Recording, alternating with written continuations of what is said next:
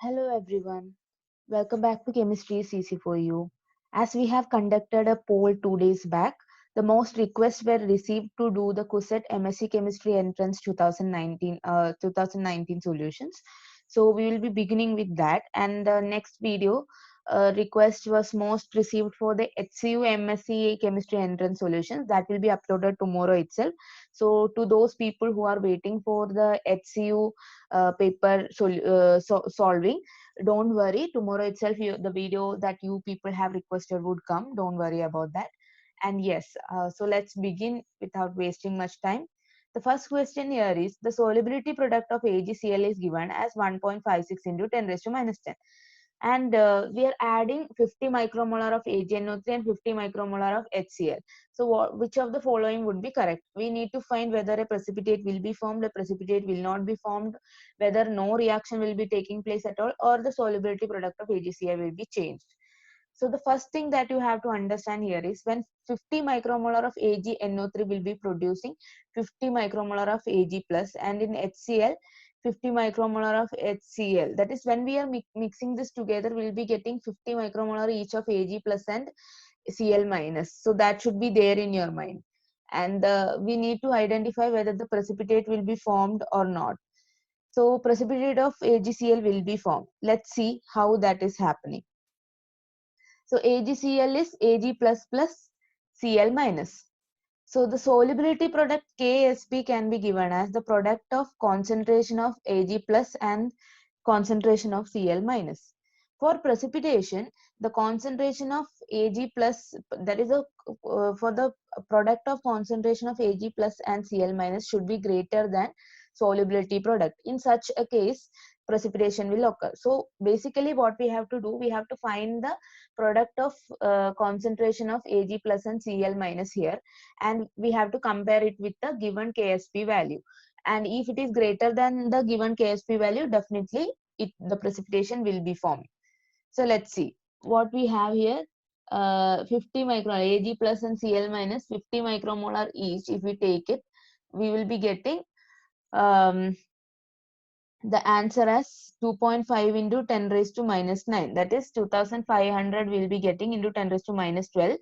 And Ag plus into Cl minus, which is 50 into 10 raised to minus 6 to make it into molar. It is given in micromolar and into 10 raised to minus 6 molar each. And we'll get 2.5 into we'll get 2.5 into 10 raised to minus 9. So that is the that is greater than the given value, which is 1.56 into 10 raised to minus 10. So definitely precipitation will be occurring. That is the first question. So we have to keep two things in mind. First of all, in order to get the precipitation, the concentration, the product of concentration of the ions should be greater than the solubility product value. And secondly, we have to calculate the in the right uh, uh, that is, we can have to calculate in the molar concentration, not the micromolar, but in the molar, and then we will be getting the value, whether it is greater than Ksp or not. Now the next question is the shape of BrF3 should be, whether it should be T-shaped, pyramidal, trigonal, bipyramidal, or seesaw. So I have already done a video on how to solve these kinds of questions. That is, I have given a shortcut on how to find the shape of a particular compound using the number of bond pairs and lone pairs, and the trick to memorize it. I'll be putting the link of that in the description box below. Please do watch that video. So here what the answer is T-shaped, and let's see how we get that. So bromine is having 7 electrons, and the number of monovalent atoms around it is 3. That is, there are 3 fluorine.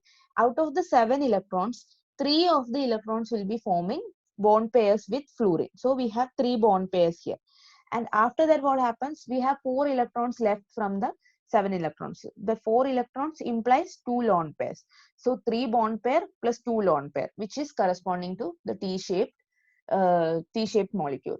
So please do watch that video. It will be really helpful for you to memorize how to memorize the shape of the different compounds. Okay. Now the next question is the number of photons emitted by a 100-volt yellow lamp in 1 second. Wavelength of yellow light is given as 560 nanometer, and it's 100% efficiency.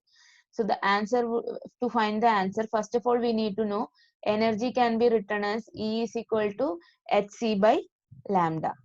And secondly, h is Planck's constant, 6.626 into 10 raised to minus 34 into 3 into 10 raised to, this is 10 raised to 8, sorry, this is 10 raised to 8. So we will be divided by 560 into 10 raised to minus 9. Since it is given in nanometer, we have to convert it into meter. So this is in meter. So 6.626 into 10 raised to minus 34 into 3 into, this is 10 raised to 8, 10 raised to 8, and divided by 560 into 10 raised to minus 9. This will give 3.550 into 10 raised to minus 19 joules. This is energy. Now we need to know how to calculate the number of photons. So the number of photons will be the power divided by energy. So we have already found energy from here, and the power is given as 100 watt here. So our answer would be 2.8 into 10 raised to 20. That is, this is equal to 10 divided by, I mean 100 divided by energy. 100 divided by energy. The answer would be 2.8 into 10 raised to 20, which is option B. Now the next question. The chemical structural unit that serves as a platform for RNA is correctly represented by. So we have 4 options here. We know RNA is given by ribose sugar. So we need to know which is ribose sugar among these. So the answer would be option C. In ribose sugar, there should be OH in both these places. Okay. This position also should have OH, and this position also should have OH. Let's see how the ribose and deoxyribose sugar differs. So we can see this is the inverted form. In ribose sugar, we would be having OH in both these places, but in deoxyribose or the DNA sugar, this position will be having only hydrogen and not OH. Only hydrogen would be present. So that is the difference. So let's go to the next question here. We please do watch. I have done a video on the biomolecules lecture. Directly questions can come from that video. Please do watch that one as well. I'll give that also in the description box below. All the related videos to the questions that we had discussed today will be given in the description box. Watch that. Thank you. Now the next question. The pink color of phenolphthalein in alkaline medium is due to the formation of. So the answer is option B. This is the answer. So we can see in phenolphthalein in acid gives colorless species because of the because of this, and in base it will be forming this particular species which is giving the pink color. So the answer is option B, and you need to keep this in mind. I will also do a video on some of the indicators soon. Like this phenolphthalein question is repeated multiple times. Keep the structure of these two species in your mind. Very, very important. And the color also. In acid it is colorless, and in base it is pink. We'll be doing something about the indicators, the weak and strong indicators, their color change, pH range in the coming days. One video on that. Then, so for the time being, please keep these structures in mind. There is an O minus species here and the double bond between the ring and carbon. So that is the structure. Now the next question. The molar ionic conductance at infinite dilution of lithium halide is found to be 89.2 into 10 raised to minus 4 sm meter square mole raised to minus. If the molar ionic conductance is, that is the molar ionic conductance of Li plus is given, we need to find the molar ionic conductance of a halide ion, and this is given that it is at infinite dilution, and the molar ionic conductance of lithium halide at infinite dilution is also given. So the basic thing you have to remember is this is a strong this is a strong electrolyte. So LiX will be forming Li plus plus X minus. So the point that you have to keep in mind is Colruy's law here. So in Colruy's law, it states that at the time of infinite dilution, the molar conductance of an electrolyte can be expressed as the sum of contribution from individual ions. That is, molar conductance of electrolyte at infinite dilution will be the sum of cations and anions. So that contribution can be written as lambda m infinity is equal to V plus lambda infinity plus V minus lambda infinity minus, that is V plus and V minus are the number of cations and anions. Here in case of Li, the number of cations and anions are 1 itself. In fact, if the case is like something like K2SO4, if it is like K2SO4 or something, we will be having 2 cations. So the V plus will be 2. So like K2SO4 will be having V plus as 2, but here it is 1 each. So and the lambda plus and lambda minus, either it will be given in the question or one of those should be the one that we need to find. So here it is a very direct question. We have lambda m infinity, which is 89.2, and we have lambda plus infinity, that is of Li plus 38.7. So we just need to subtract these values, 89.2 into 10 raised to minus 4 minus 38.7 into 10 raised to minus 4. So our answer would be 50.5 into 10 raised to minus 4. That is option B would be the answer. Hope it is clear. So the points you have to remember is Colruy's law statement, then the equation, and whenever you have an electrolyte, you need to make sure the number of cations in the right form. Like if it is in the number of cations and anions in the correct way, it is very important. That is one thing you have to keep in mind. Now, this is a direct question. The half-life of a first order reaction, we know that is T half equal to 0.693 by K, where K is the rate constant. And I have also done a video on all the important formulas and the shortcuts for chemical kinetics. Do watch that as well.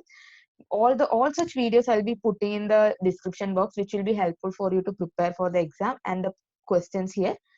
Do watch them. It is a good revision for you as well. Now, towards the 9th question.